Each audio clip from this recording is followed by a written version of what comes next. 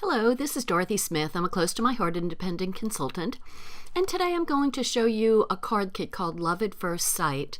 So our card kits make 12 cards, usually 6 of one design and 6 of another, and I'm showing you that we get 2 pieces of background and texture paper, and those are the pages. This is the stamp set that comes with the card kit, and you get 12 envelopes and 12 cards that are 4 1/4 by 5 1/2. You also get this wonderful silver thread for embellishment. And in addition to that, you get a piece of Ballerina cardstock and charcoal cardstock and a piece of white daisy cardstock, and that's used for stamping. So the other things that you will need to do this kit are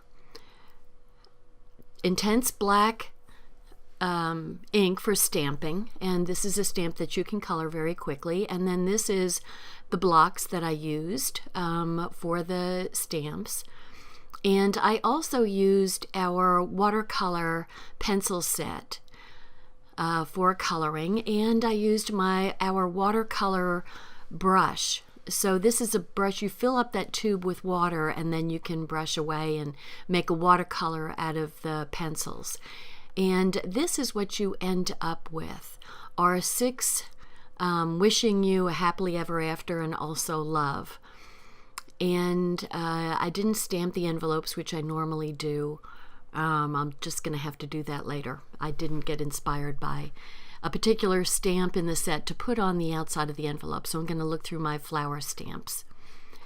So I am going to jump right into the midst of the card making here because once again I had a problem and lost the whole beginning part of my video.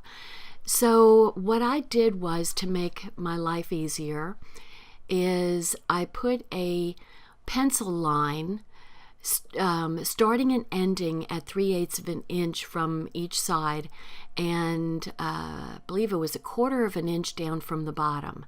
And this way, all the little strips of paper that were cut for the one card, I don't have to do any kind of thinking. I can just put them right up against that line and start sticking away. So I mean, it just was a very easy thing to do, and minimized the measuring or possibly getting the first one being crooked and then all the rest of them are really crooked by the end of the putting on the strips.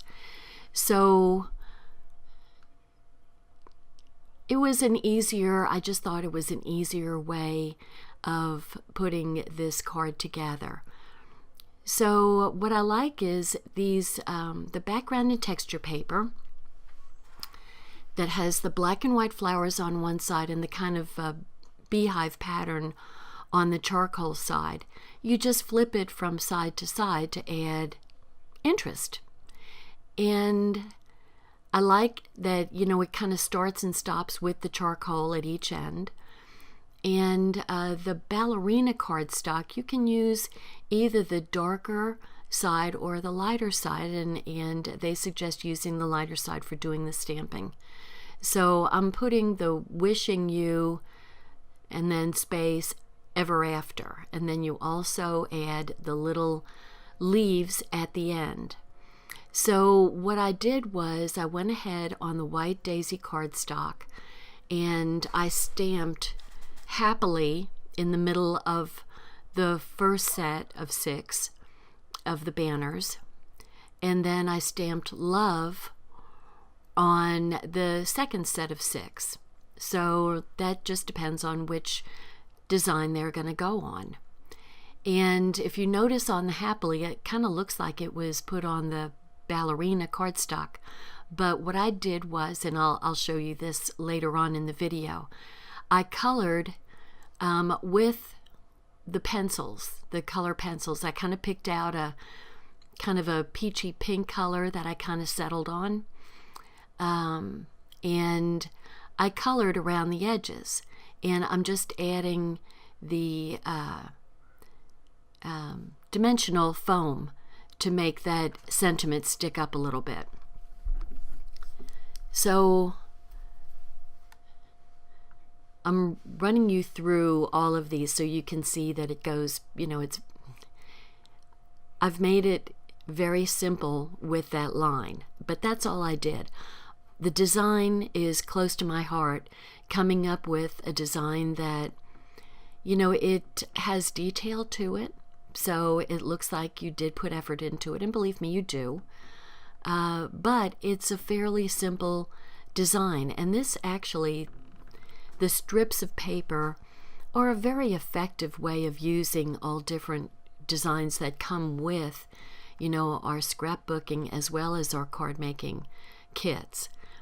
And on scrapbooking, I personally love making strips of various sizes and putting them, it makes a very cool looking, kind of a random looking scrapbook page.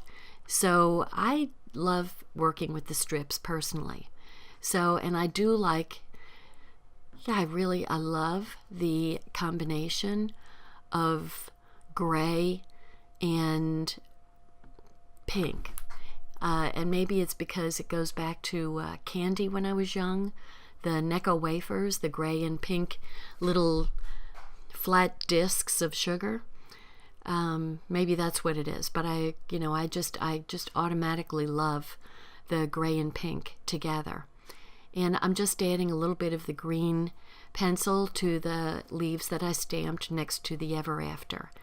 And here I'm taking the embellishment thread and looping it around my fingers, and then I put a little Tombow adhesive and put the end of the loop of loops that I gathered together. I stuck it down on the Tombow, and then I'm putting a little piece of scrap washi tape over it to kind of hold it in place. So, and then I'm adding the dimensional foam to the back to pop it up and give dimension to the card. So that always adds a little bit of interest. And the little thread, just enough little glitz to spark the card up a little bit. And you can kind of put that wherever you want to. You can put it coming out of the side or the top or left or right. And the funny thing about that thread is you can kind of move it around, and it kind of stays where you kind of tell it to go. Don't ask me how. It's amazing. So already I think I'm working on card number 3. And I think in the very beginning when I first started making the tape, I made another card that I don't know how it got lost, or maybe I just didn't. I thought I hit the record button. Maybe I didn't. I don't know what I'm doing. But I used a rose-colored pencil with it, and you'll see it at the very end when I put all the cards together.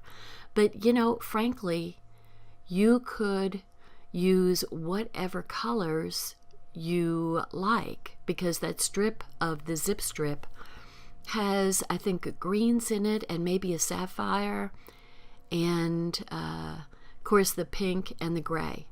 And so, you could color the flowers other colors than what I did. I just kind of stuck with the pink after I did a rose one.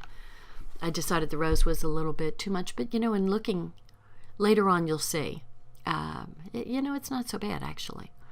But anyway, you don't have to be stuck with just using pink flowers or pink around the banner. You could use greens and you could use blues if you wanted to, and I think it would look really nice. I just happen to use pink anytime somebody gives me a possible choice of things. So there I'm just coloring in my little leaves and then putting my silver thread down. And you can use as much or as little of this thread that you want. You could actually put it around the bottom edge of the card also. It kind of shows that in the kit, and I just didn't do it. I just used them on as the little loops. I really like making those little loops. I don't know why, but I do. And so I like making loops, and so I'm going to make loops. So here's my dimensional elements again. And I use the dimensional elements also to pop up the banner.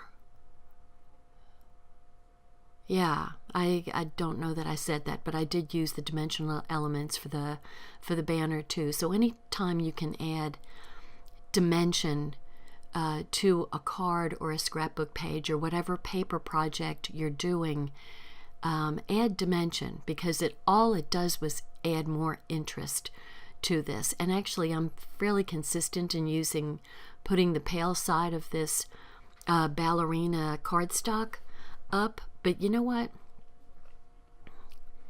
The dark side would add interest too, and so you could actually use one dark and one light side of the paper, because our cardstock comes with two sides. Well, duh.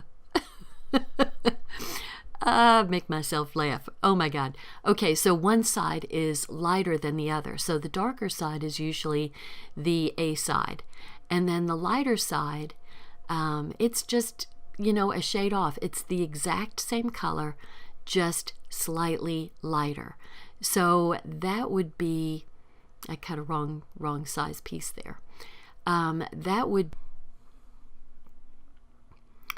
interest. Anytime you're going to change something, then you're going to add a little bit of interest to what's going on without detracting from the design in general.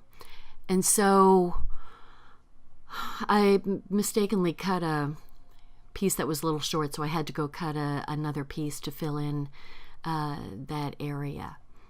So I'm going to, I only used the pale side of the Ballerina for doing all of my stamping, just because I wanted the letters to really jump out and not get, I think with pink, like red and black together for somebody who's colorblind, they wouldn't be able to, they'd have a hard time distinguishing the letters from the reddish background, which of course this is pink, but it's in the same family of course as red, and I think the lighter is just a better fit, so I went with that instead of doing the darker side.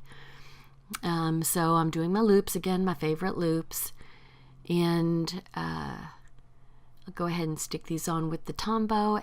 This really ended up being a very easy way of handling these threads, because the threads can be they're very fine, so they can be a little awkward to work with. You can lose your grip on them, and so using the Tombow to hold them in place, and then the washi tape to make sure that they're going to stay in place, worked out very well for me. So I'm just using our roll of dimensional foam tape, which that's good too, in addition to the washi tape, the shaker window squares. So now we're going to go on to the second design, and if you like coloring, this is really fun to do. If you notice, I do have the videotape speeded up, and so it looks like I'm going real fast, but I am going real fast. And this is not perfection coloring, and you'll see why when I start using excuse me, the water brush, the water paint brush. So you can, and you don't even have to color the whole area. You can just get kind of close. And I'm using a couple of shades of green on the leaves just to give it a little bit more interest, because, leaves aren't necessarily totally homogeneous in their color. And so I used my watercolor pencils because they're fun to use, number one. But I could have used my Shinhan markers on this, or I guess I could have used watercolor paints if I wanted to. But I have a little bit more control over the pencils, just for my personal taste. But I think the Shinhan markers would be just fine. Now see, this is where you move the paints, the pencil around with the watercolor brush, and it just smooths everything out, makes it look like a watercolor. It'll blend the two colors of green together, and I mean, you just come out, they look so much prettier than when you just do the pencil. And this, it just does such a beautiful job of smoothing everything out that I really love doing this. There's something really, therapeutic about using this watercolor brush and those colored pencils. And, then it gets its own little frame in the charcoal. And see, I didn't even wait for anything to dry. It just dries almost just about right away. And so it's getting about 1/4 of an inch frame around the edge, and then you're just going to put it down. And I think they say to give it like 3/8 of an inch all around. I eyeballed it. I just made it even. And so whatever that is what it is. But basically, I just eyeballed it. Now, here I'm going to show you, this is how the Happily banner started off. It's just black and white. And then I'm really haphazard with this pencil. I'm just really haphazard with it. And so, if you have to, be, perfectionist in it, I'm just kind of showing you that you really don't have to be, because this is kind of adding some color to the banner without it being super precise. I mean, I just wanted to leave kind of a little bit of white space around the love and surround it in the pink. And so I mean, it really makes it easy that you don't have to be so particular. Now, I put a little Blobatombo down there, and this is where I'm going to do my silver loops, is under the banner. So kind of the same thing, same idea, is I'm going to put the stick the thread down onto the tombow. Add a little bit of washi, just so it decides to not go wild sometime in the card. And then I take off my dimensional foam tape and put it a little bit above, just to add a little bit of gray underneath the banner. So just a little hint of contrast. So when you cut out this side of the background and texture paper, you're going to have, the flowers are going to be all different because they're kind of on there randomly. So, like this particular one has a whole lot of leaves rather than, a whole bunch of pink. So, you end up with cards that really have kind of a different look to them, just because of the amount of flowers as opposed to leaf stuff. Leaves. Foliage. There we go. I was working on that word in my head. So this is more foliage than flower. Ta-da! Big words. Okay. So once again, I'm using, it's almost a turquoise, not turquoise, maybe teal, green color to go in the lower part of the leaf. And then I add the lighter, almost lime color to the top of the leaf to just add some different colors. Because, I mean, when you look at a leaf in real life, they can be, variegated. And so this is a variegated plant in my head.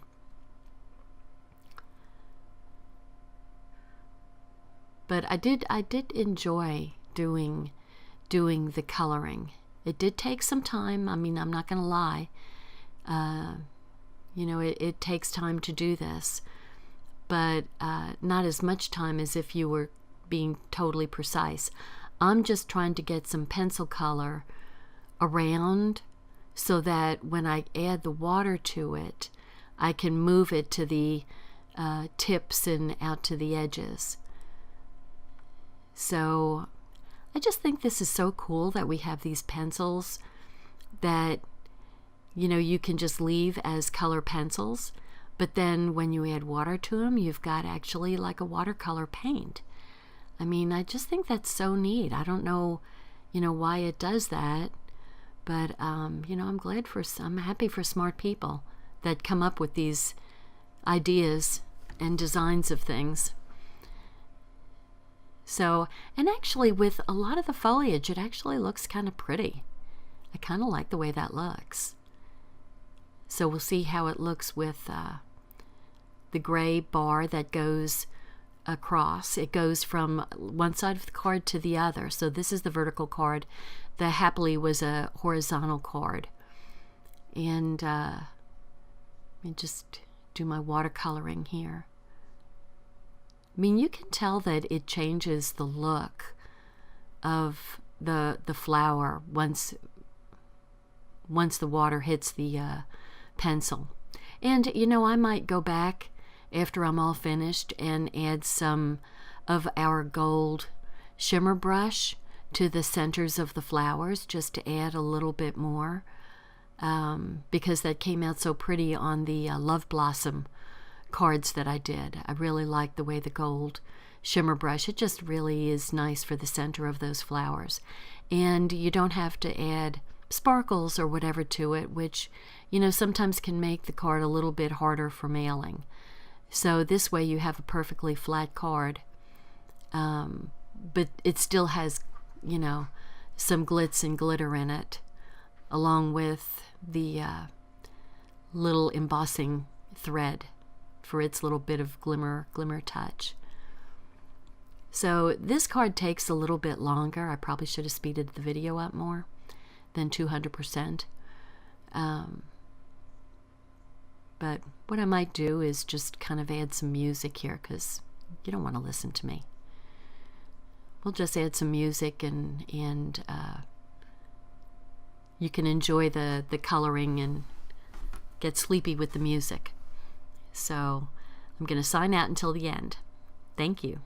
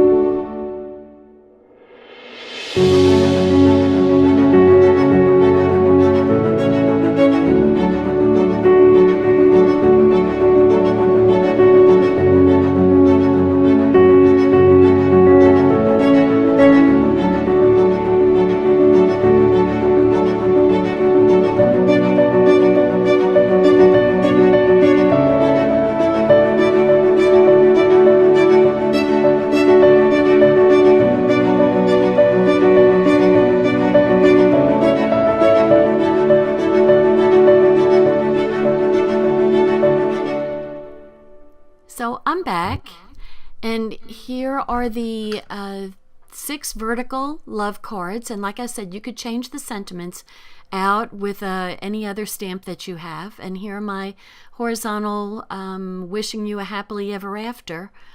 You know, that could be used for an anniversary card as well as a wedding card.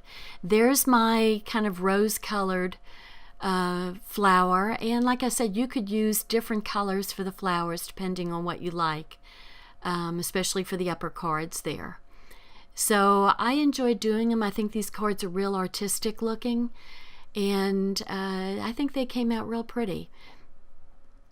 So anyway, hope you enjoyed it. Thanks for watching. Be sure and subscribe to my channel. I appreciate you. Bye now. Hi, I'm Dorothy Smith. Thanks for watching my video, and please subscribe to my YouTube channel and learn along with me. Thanks. Bye-bye.